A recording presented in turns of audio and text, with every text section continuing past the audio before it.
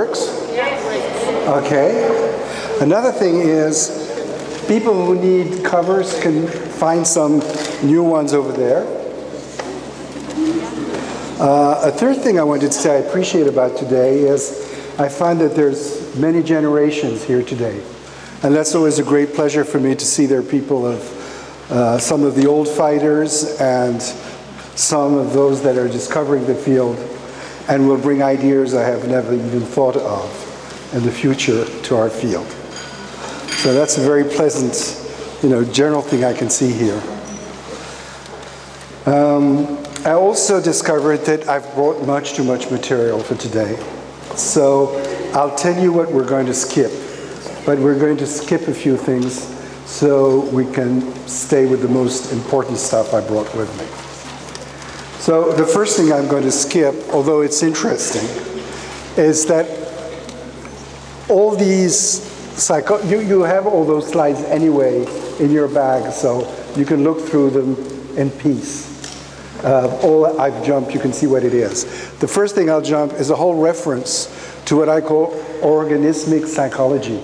It's called like that in Wikipedia. So I haven't invented the label just for today or just for body psychotherapists. There's a long history of psychologists who have always included the mind in the organism, and for whom the mind is one of the modes of adaptation of the organism. And the person, there's one person nobody is allowed to mention in biology and psychology for political reasons, and that is Monsieur Lamarck. You find the chapter on Lamarck in my book, and in 1822, he wrote what is still today the best book ever written on the psychology in the organism, and how it's impossible to think of evolution theory without thinking of the evolution of the mind in the organism.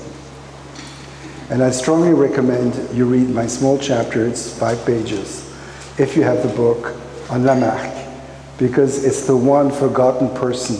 And he was such a genius you can't imagine. And usually people oppose him to Darwin, because during the Cold War, Lamarck was defended by the communist regime, and Darwin was defended by the US eugenist movements and racism.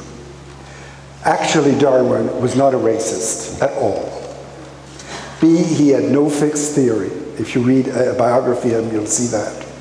And C, he was the biggest fan of Lamarck you can ever imagine. His grandfather introduced Lamarck to Britain in the days of the Napoleonic War.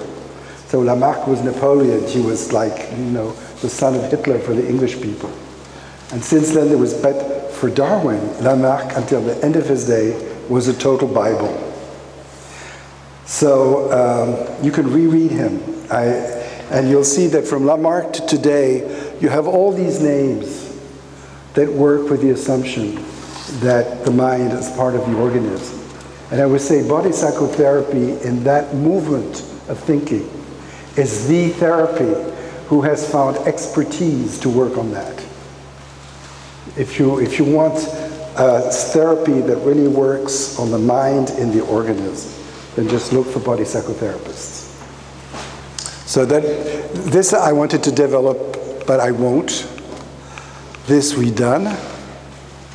Oh yes, and so let's go back to our meditation on the body, the mind, and the breathing. And now you can look at what you wrote, because we're going to start talking about what is the body in body psychotherapy.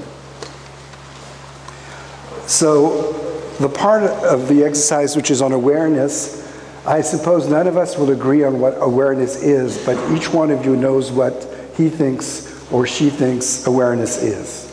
So for me, it's a non-problematic subject for your meditation. Same thing with breathing. I suppose there we might even agree on what breathing is about. It's probably a non-problematic aspect of your meditation. What is problematic for me is how you define the word body. Because at least in the ABP, we're all fighting for whether there is a body or not a body, or what is the body, what is it working on the body, and so on. So the first thing, so for example, a good example is a lot of people were very happy when this book came out, saying, you see, scientists agree with us, the body and the mind is an important subject. And then I asked them, but which body do you think Damasio is speaking of? He's speaking of the brain as being the body. So are you brain therapists?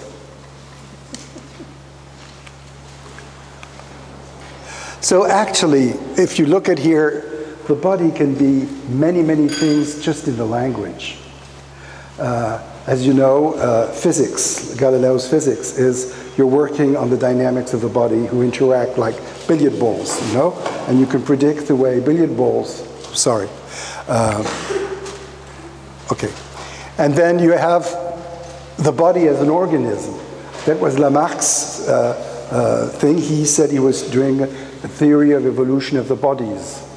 And a lot of people, for example, the sociologist Bourdieu, when he uses the word body, he means the organism, the whole human being. So is body psychotherapy a therapy of the whole human being, of the organism? And then there are a lot of people, Damasio included, who will say the body is the non-mental part of you. And then they're maintaining the psychosomatic split. So if you say body psychotherapy is, like for example, a lot of people in the States, they talk of somatic therapy. Is somatic therapy just a way of being aware of your physiology? Is it working with your physiology? Is it working with your body or whatever? Is an important issue if you want to define what we're doing. And then there's the body that nobody likes apart from me, which is the one the physiotherapist works with. The one I touch when I do massage. The one that moves muscles and bones when I analyze gestures. And as far as I know, this is the crucial body for body psychotherapy.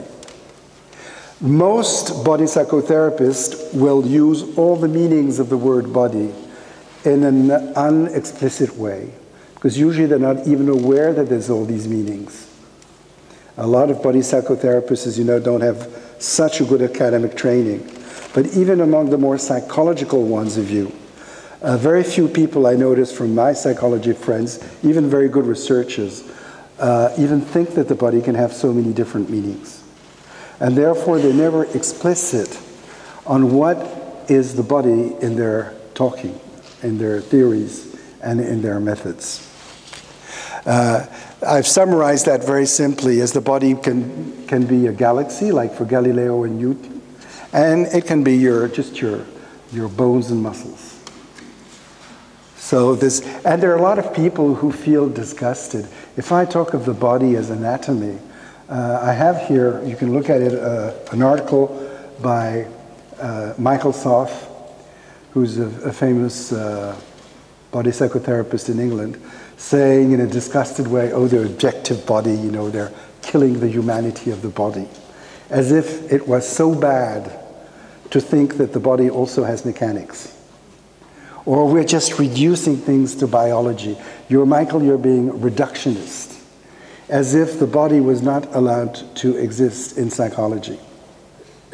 So it's a very hot topic, even today, and even among body psychotherapists, how you define the body you work with.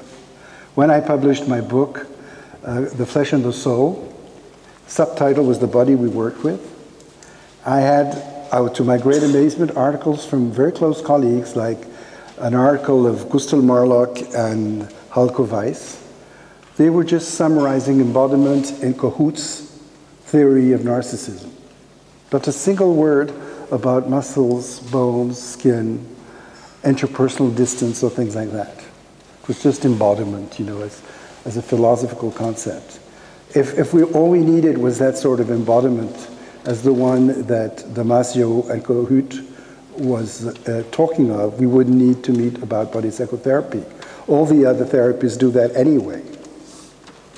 So I am fighting for the fact that if we talk of body psychotherapy, we're talking of methods which include body work in one way or another, and in an integrated way on top of it.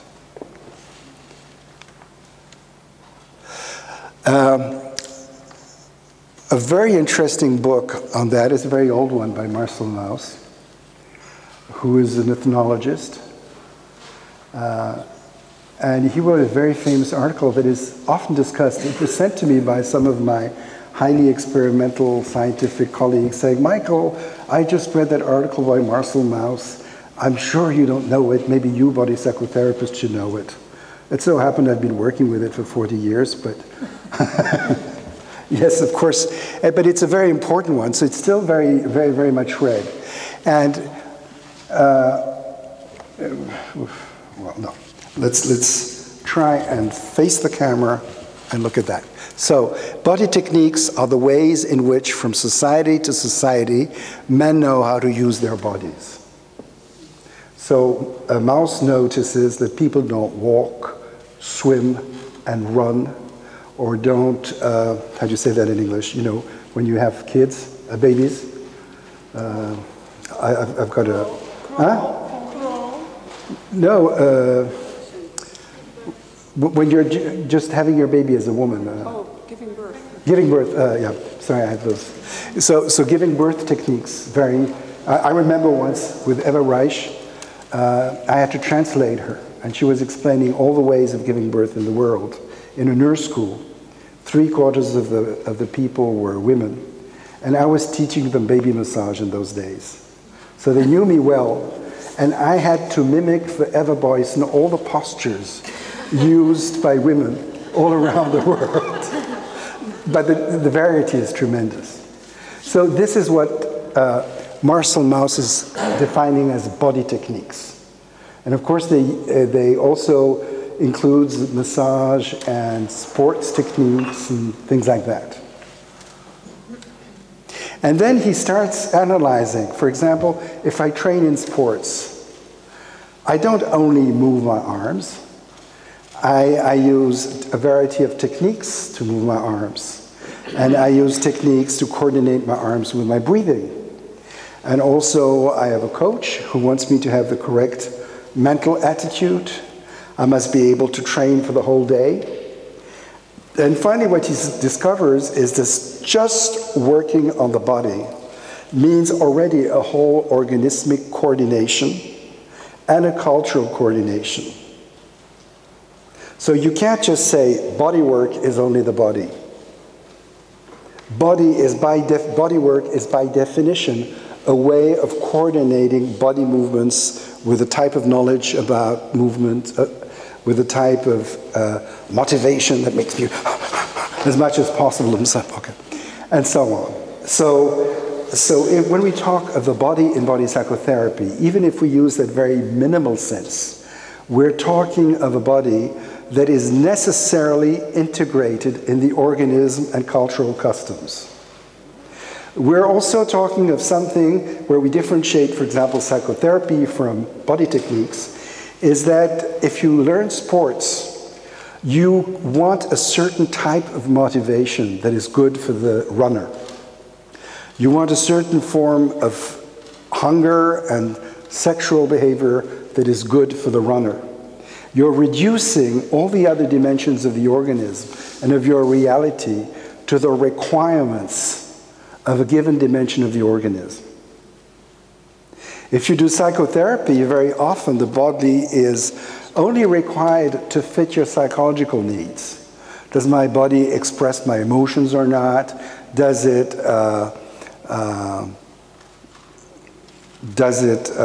hinder me from thinking and things like that? If you do behavior therapy, you will notice that a lot of behaviors are bad for your body. All you have to do is to look at professional behaviors. Sitting down on a chair for most of the day, every day of life, has very bad repercussions on your spine, on your venous blood circulation. It can cause depression. People who always stand up will have a whole series of other ailments of the body. I remember in the days when I learned, I was being Rolf by a Rolfer in Geneva, a very good friend. And while I was being Rolf and made aware that I needed a straight spine and loose muscles and so on, we went to listen to Isaac Stern, a violinist. He was very famous in my days. I don't know if some of you remember him. And Isaac Stern, who's the most charming person you can imagine. So he would play beautifully, of course. Then he would stop playing, and he would stay like that and have his beautiful smile and still be like that. Because, of course, he plays violin so many hours a day that his body has calibrated to his behavior, usual professional behavior. And I asked my Rolfer, if you straightened him up, do you think he would play violin as well or not? So it's when you're a body psychotherapist, you're very aware of what you're reducing to what. Do we want a perfect body which can have orgasms and is completely with no muscular tension, no armor? Or do you want a body that fits the life of a person? That's where we're very critical with people like Reich, is when he says there is only one way of being healthy. I think most of my colleagues in body psychotherapy will agree that there's many ways of being healthy, and maybe no ways at all of being really healthy anyway. So those are I think, important issues. And Marcel's, it's a very short article. It exists in English. I strongly recommend you read it. And then the part I'm going to skip is the model which is well developed in my book of what I call the system of the dimensions of the organism, where I defined how the organism of a person is structured with very different dimensions that each have their own interests. As I've just said right now, your body and your behavior and your mind don't have the same agenda for your organism. And if you want, like Lowen hoped he could impose, if you want all of them to agree with each other, you arrive nowhere from my point of view. And in psychotherapy of a specific patient, you need to know what is his body agenda, what is his psychological agenda, what is his behavioral agenda. And then you can start fishing for improvements that will solve at least the issues for which he came to you. Or maybe you can find that there is no solution because all those systems have independent demands. And he has to learn how to live with that so that at least he doesn't have so much anxiety or depression because there's contradictions in him. You know, highly depressed people hate contradiction. So the world is shit because it's full of contradiction, and I'm shit because I'm full of contradiction is a typical depressive discourse. And helping the person to say, well, you'll never be able to put harmony in all that anyway. So very quickly you go to suicidal intentions, or you can go to intentions that makes you more alive because you've accepted to live with all those differences in the world, in yourself as well as around you. So that's the part I'm going to skip. It's all in my book, so you don't really need it. Oh yeah, this I will skip too, although it's interesting. Oops. Okay, and I'm going to skip to more historical information about, because that's what I really came here for you, is so there's a lot of discussion of whether Pierre Janet was the real father of body psychotherapy today. Several people like that theory, although I disagree with it. But we can talk about that. That's why I'm here. So there's one author which regrettably is not translated, which I find so fascinating for the history of thinking in psychotherapy. It's Marcel Gauchet. He wrote this book on the real Charcot with Gladys Swain, and he wrote a book you can look at here called The Cerebral Unconscious. And he shows in the cerebral unconscious I think there's one book of him and Gladys Swain that exists on Amazon. I saw it in English. It's roughly on the subject, but only roughly.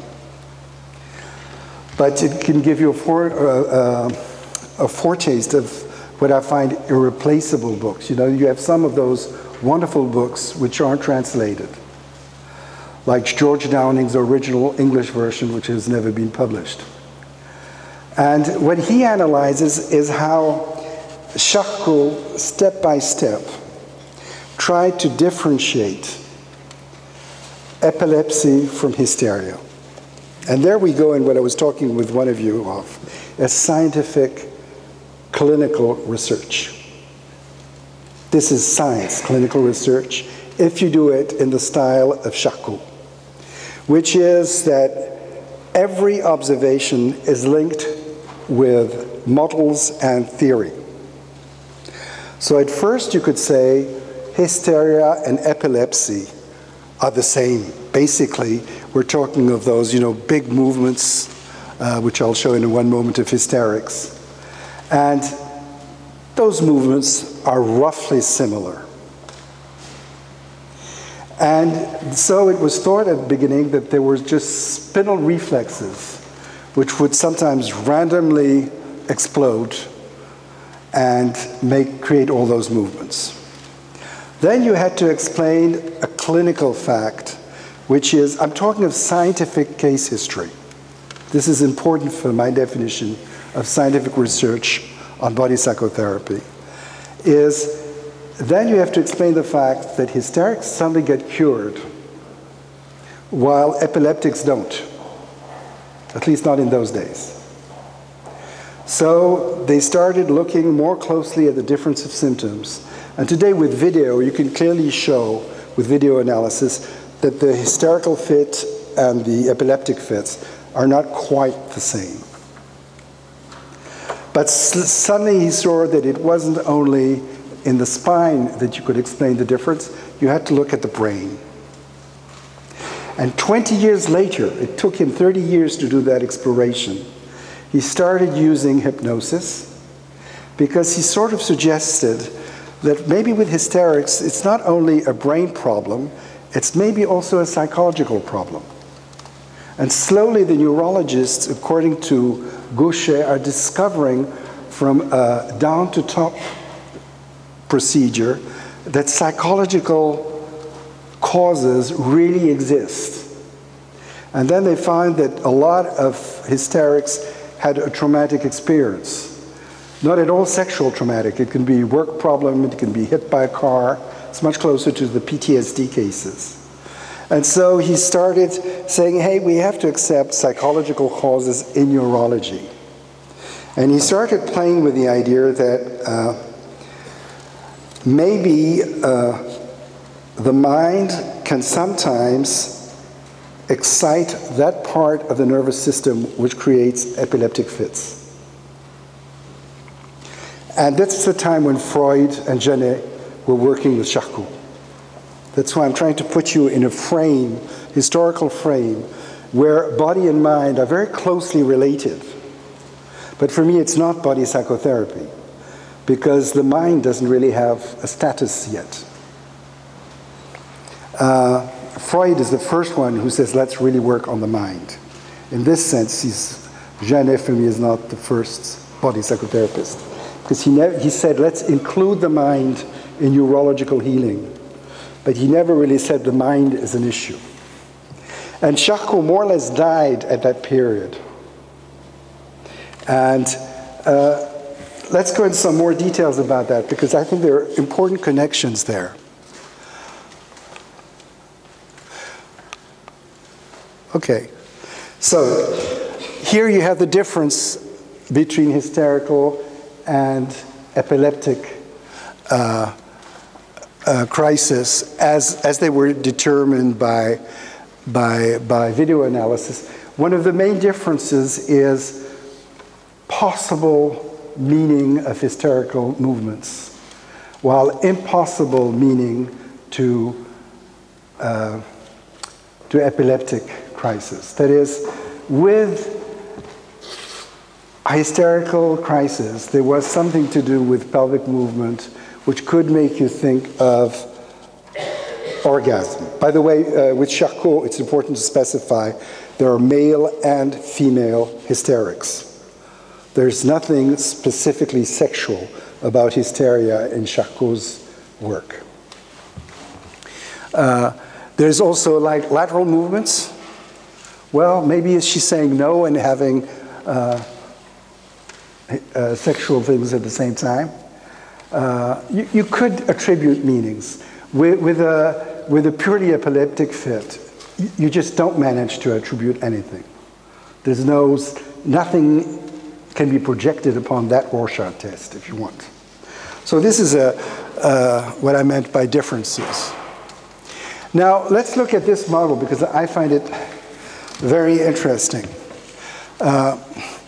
This is a very rough and simplified argumentation presented by Genet, which for some people, they think that it could be the birth of body psychotherapy. So, there's something called willpower and explicit consciousness. What Gaucher shows is that the neurology, in the book which is here, L'inconscient cérébral, is that neurologists in the 19th century had not invented the Freudian unconscious, but they certainly showed that 3/4 of our movements and activities are reflex-driven, independent from consciousness, and that consciousness doesn't seem to have much power on how we act. I've confirmed this in my research on nonverbal communication by counting that in a body psychotherapy session, we display at least 1 million signs in a 1-hour session. No conscious mind, no conscious therapist can track 1 million signs of interaction. So it's obvious that if we started analyzing all the movements, and if you start seeing who crosses the legs, who doesn't cross the legs, who decided those things in you? We know that it's not consciousness. Because when we show the films to the people afterwards, they say, I never realized that happened. You know? So this aspect of the neurology of the 19th century is not that there's unconscious thinking in the Freudian sense. It's just that decisions taken by your organism are quite independent from your consciousness. And probably they even influence what you're aware of or not aware of. And this, of course, has been proven by the use of antidepressant medication, where you see patients suddenly discovering that they can feel differently than usual and they don't know why and how, or think differently, like they can look at news without crying. So there is this willpower, which finally we don't really know how much it can really do, and explicit consciousness thinking. Then there's, in Genet's, one of his famous books is on automatic thinking. Automatic thinking is used a lot in mindfulness today. When you, for example, I say, focus on your breathing, and you focus on your breathing, and it says, oh, I mustn't forget to do some shopping, and you focus on your breathing, oh yes, and there's this and this I have to do. We keep having automatic thinking. And this automatic thinking, as you know, becomes more intense if you're more anxious and more depressed. But what you do learn in meditation is that it is not you that brings these thoughts in your consciousness. And so for Genet, this is where we're beginning to see some of the roots of hysteria and other forms of madness. Then there is automatic reflexology. Automatic reflexology is what we see in nonverbal communication, is all those movements you're doing all the time. Some of them I shouldn't do because of technical reasons, but I have problems not doing them. And you don't know where that comes from. What you do know is that if you learned to be in contact with your body, you can somehow modulate them a bit. But it's obvious that consciousness is not the cause of the movements you do. That was in Genet's thinking. Then there is sensory motor coordinations, which is basically what Piaget was studying. Piaget was a pupil of Janet. Basically what you do when you develop skills, schemas, and things like that. Again, those things organize themselves without you knowing why. Actually, the best psychologists in the world wouldn't be able to explain to you how a child learns to move the ball this way and not that way and so on. We don't have a good theory for that. Does that tell me I have to do exercise very soon? Yes. How long? No, 45 minutes. What? 45 minutes. No, but in how much time? 4 minutes. Okay, so I'm going to have to stop with that. And then the other thing here is that all this is what we call today unconscious, non-conscious. In the case of Genet, he calls it the neural unconscious. And this way of thinking you see a lot today in several body psychotherapy methods like Pat Ogden's work on sensory motor skills and so on. You find it nearly everywhere. So it's in this sense that he's sometimes called the father of body psychotherapy. But I wouldn't say that, because the reason why Genet is not really considered a psychotherapist, a lot of people say, oh, but Freud took everything to himself and we kicked Genet, the psychoanalysts kicked Genet out of the history of psychotherapy.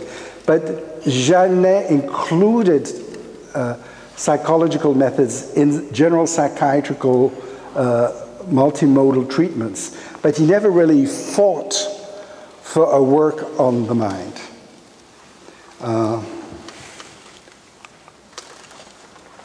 So this you'll see on the slides. I'll go quickly on that one. But that shows you a whole series of methods, which actually, you know, this is Courtney Young and Budella making the list, but all the psychiatrists in those days were using all these body methods because they didn't care of the mind.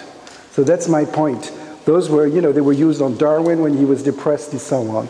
So using massage, body image work, and so on was current psychiatric work in those days. It wasn't doing body psychotherapy. That's not really interesting. And all this I will skip. Oh yeah, this I will keep for the end of the exercise. No, well, maybe we'll start there. Okay. So, now is the time, is that it? So, we have a longer exercise now. How much time do we have? 45. 45 minutes. So, we're going to spend more time doing that exercise. The exercise I will ask you to do, I think I have, right at the end of my slides, I have a good picture. I added up yesterday evening. You see, I've got too much material for today. We'll never go into all that. Oh yeah. This I think nearly everybody knows. It should be, if at least for the body psychotherapists among, how many are body psychotherapists here? Can you just raise your hands so I can see? So about a third. Okay. So 2/3 don't know that maybe so well. I've given you two pictures. One is old Tai Chi. This is a very well-known old Tai Chi teacher. I don't know if some of you have seen his face. And well, they do it a bit like this, but that's Tai Chi. And that's the Lowen version, very biomechanical. Lowen started as a sports teacher. And then he went on to Jacobson and a bit of yoga, and only at the end of his life, he met Reich and decided to become a body psychotherapist. But so the thing is, your feet are parallel. Oh, it's much better if I do this, huh? Could we put that a bit closer? Let's see. So your feet are parallel. Your knees, I saw quite a lot of you. When I say bend your knees, you were just like this. It's really important to really see how you can sink in your knees and relax. Okay? And then the weight should be at the middle of your feet. Most Europeans I do that exercise with tend to be like this, quite backwards. And they say, like this, I'm straight. Then when I put them like this, they say, hey, I feel like a monkey, or I'm afraid of falling down. And I test their weight, and actually they're more stable. So this is where you see how if you often are standing like this when you feel straight, the schema in your brain is wrong, your representation of your body is wrong, and when I put the body really straight, there's a mismatch between your representation and real straightness, which needs to be gradually corrected by exercise. So there again, we're working on psychology and body at the same time. So when you do that exercise, usually, for 2/3 of you, I think this time, not only half, we'll do it 10 minutes. If you ever don't feel well, just sit down. Don't be heroic. That's not the place here. But normally, if you do 10 minutes of that, you get what I call a free power plate. You know, power plate is those very expensive machines which makes you vibrate all the time. Well, normally, if you do that, you start vibrating for free. And most people squeeze like that to try and not to vibrate. And obviously, if you put 80 euros, I don't know what, for a power plate session, is that it's been shown that medically it's quite actually good for the loosening of your tissues, your fluids and everything, to start vibrating and letting the vibrations come. And I also say to my patients, those vibrations, you didn't decide to make them come. So your consciousness is going to have to accept that your body can take decisions you haven't made with your mental dynamics. How can you accept with your conscious awareness, the small thing on top in Janet's model, that the body can do things without asking your permission? And so learning to integrate and accept the possibility of having vibrations is an important part of body psychotherapy since Alexander Lowen. He's the one that threw that in. And also what he threw in was that you weren't on a couch anymore. You could have other postures, and that's a very important contribution of Lowen also. The other thing you'll see is that some of you, especially those who are not body psychotherapists and who haven't done Tai Chi, by the way, in Tai Chi you never let the vibrations come. That's one difference between grounding and body psychotherapy and Tai Chi. But here we're body psychotherapy people, so we are happy to have a free power plate. And the other thing is you usually feel a lot of tensions. And this is normal for beginners. You know, in Tai Chi, you can stay like that for 1 hour and feel relaxed. That's no problem. And in bioenergetics, it's the same thing. You can be like that for 1 hour. Once you've done the working through all those muscular tensions in your leg. And what you usually notice is if you just breathe and try and relax from the inside to the tensions, you will notice that slowly your vibrations will go higher and higher and higher. So that's the 10 minutes grounding exercise I propose. Then we have something which is less bioenergetics, which I got from Gerda Boysen, is once you've worked on tension, you have to work on distension, which is not automatically emotional discharge.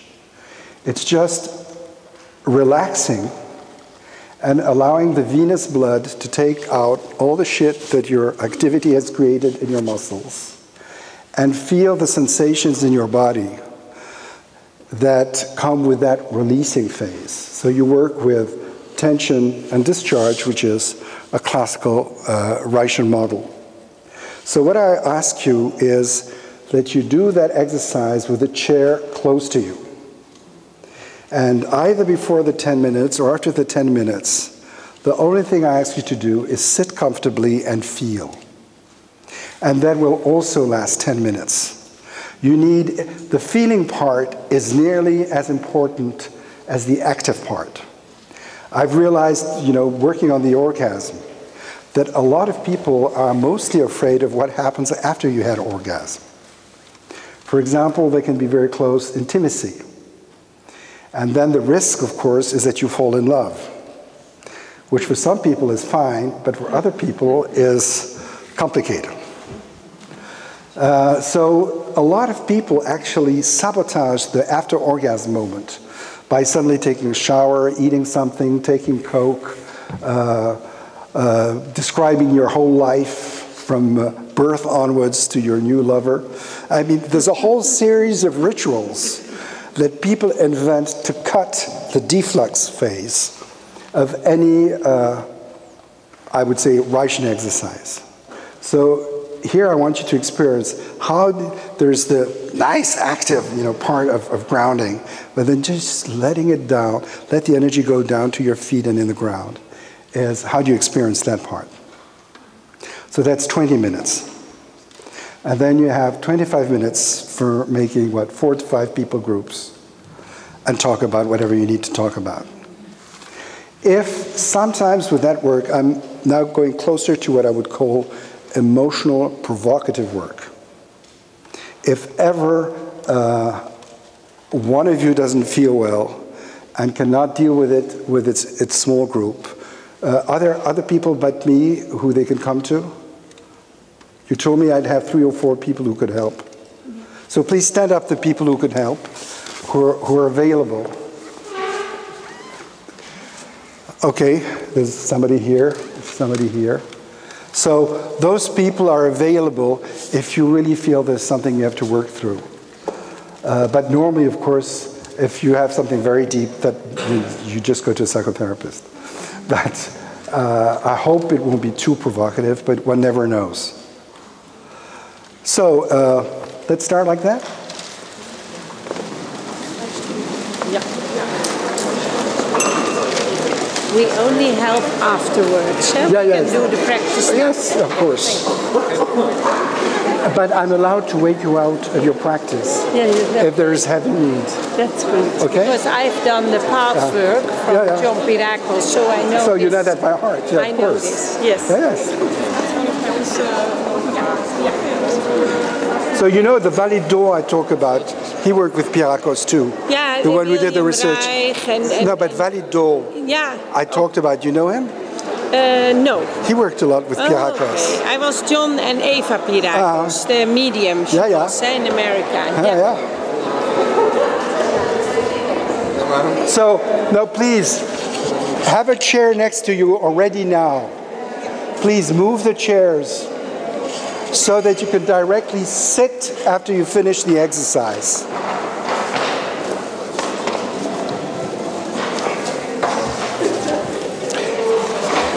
It's imperative that you don't have to look for a chair after the exercise. Did you all hear me? Please have a chair next to you, wherever you stand.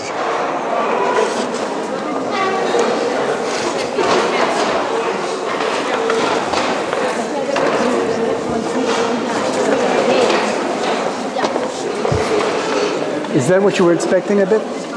Yeah.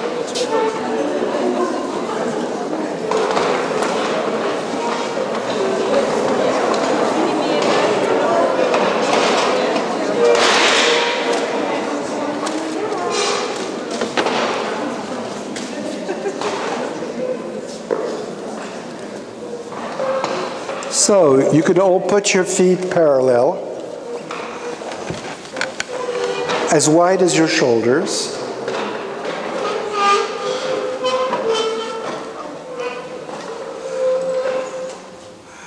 And bend your knees quite explicitly.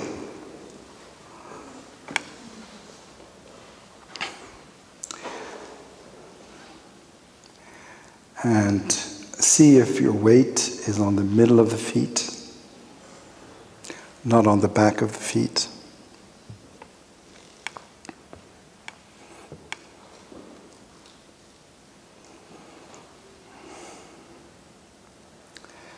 And try to experience the fact that the whole weight of your whole organism passes from your feet to the ground. not only your weight, but the gravity's pressure on your shoulders is transferred to your feet and to the ground.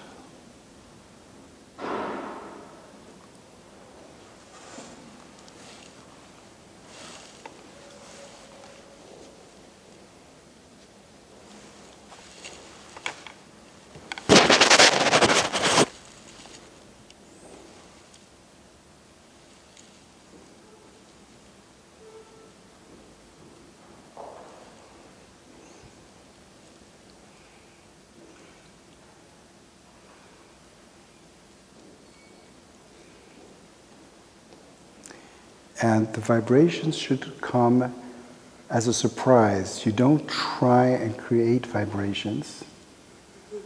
You just wait until they emerge.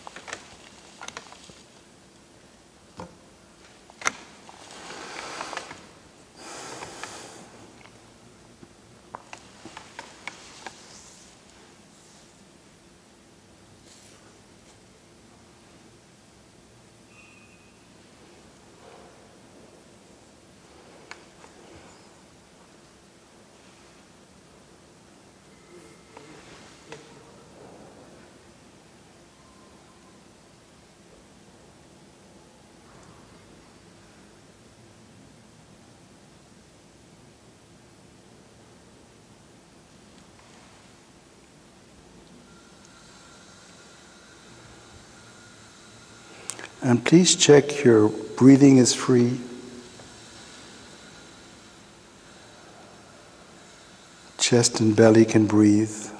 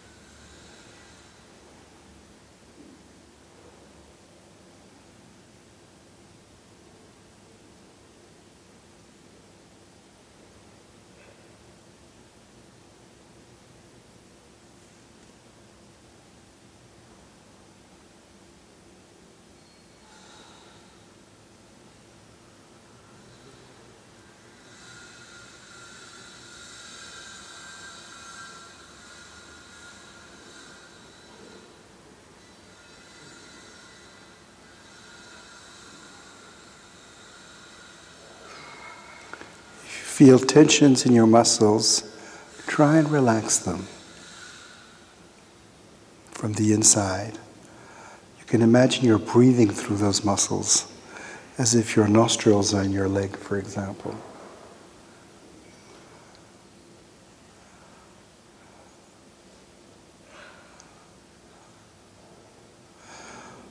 Those of you who are already vibrating quite a lot, don't forget to remain grounded,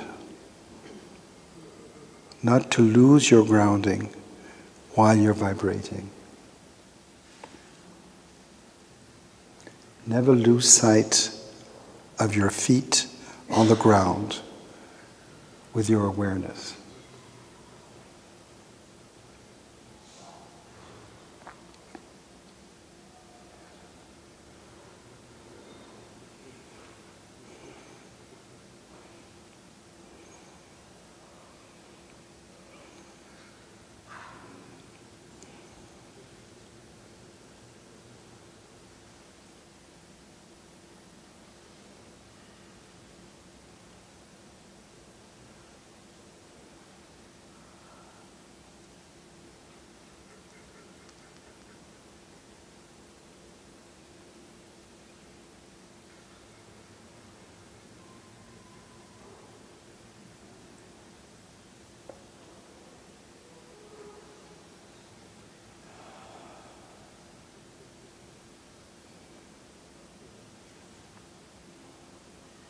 You've done 5 minutes.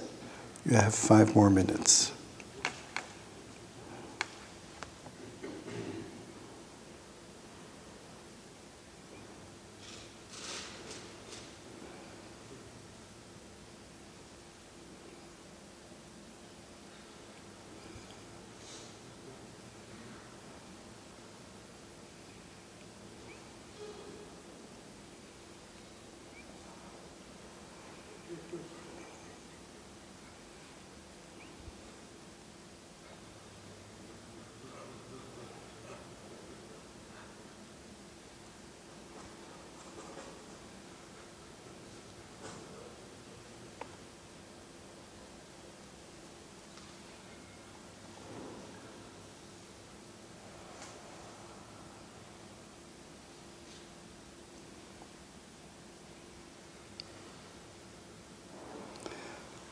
Some of you can check if your knees are above your feet or not.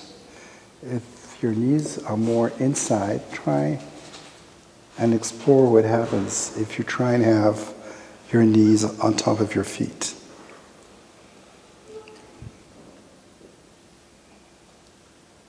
That's exploring attention.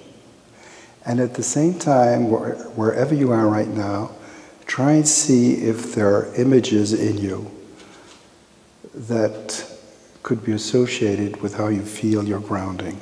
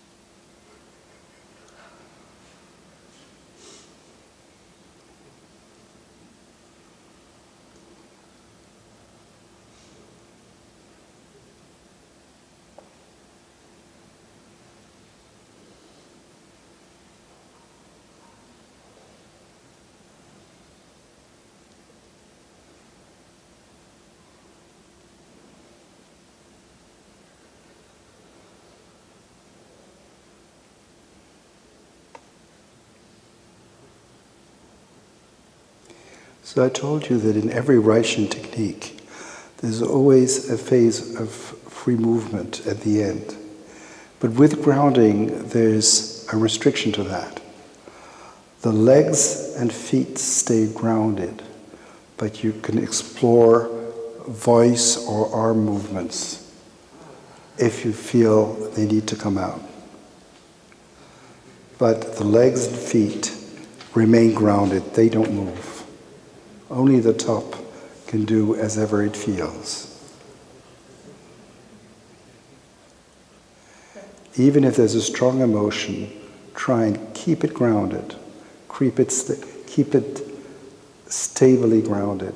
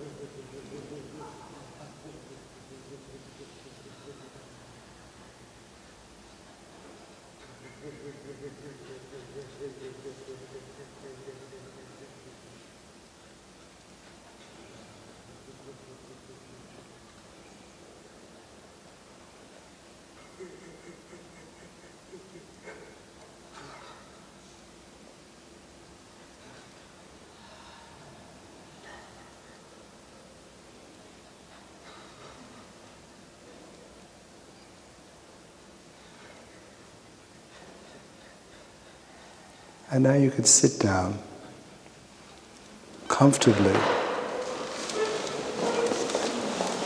in whatever position you need.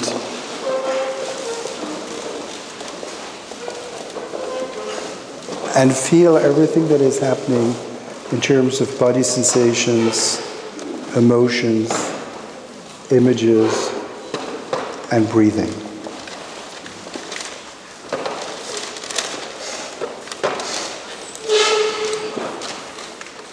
You can also be your ungrounded self if you want to.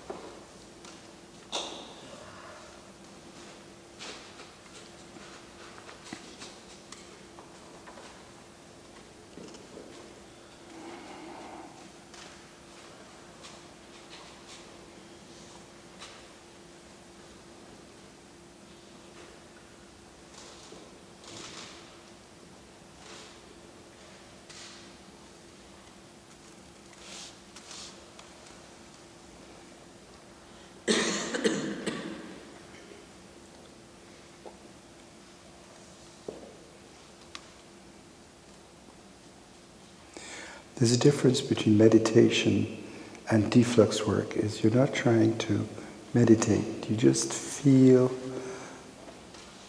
how your organism wants to loosen up.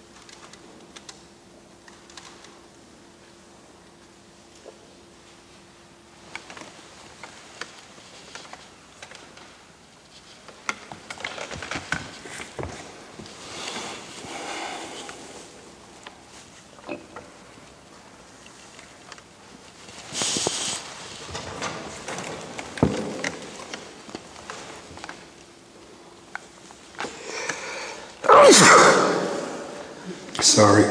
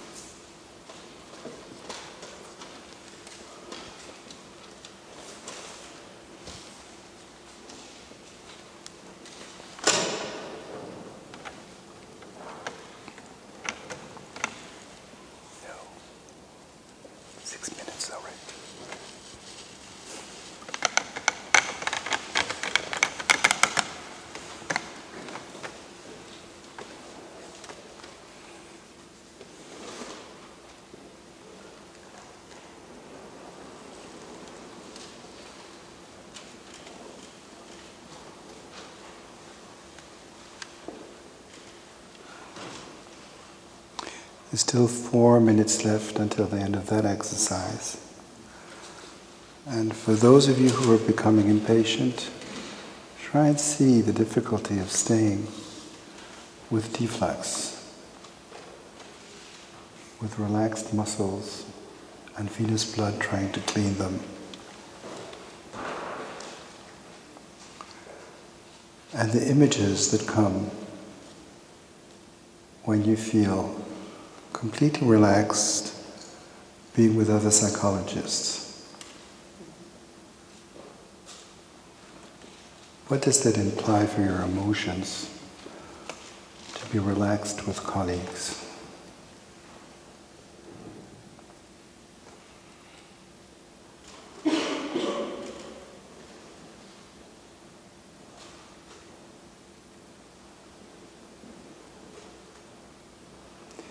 And now you can start the slow transition phase I talked of about the jellyfish. Don't jump onto colleagues to start talking immediately, but gradually come out of your present state and gradually contact the people you will speak with. And gradually only you start speaking to each other. I noticed in the previous exercise, as soon as you joined, you talked. Try and respect the fact that your organism needs time before it can really talk with others. And when you talk, I propose you focus on feeling grounded in front of others. Can you keep your grounding, for example, on your pelvis if you're sitting, and your 2 feet on the floor while you're talking? Which means defending yourself. It's the opposite from my previous exercise. Defending yourself from being ungrounded into the other, but staying grounded while you're with the other. So gradually you just come together and start talking.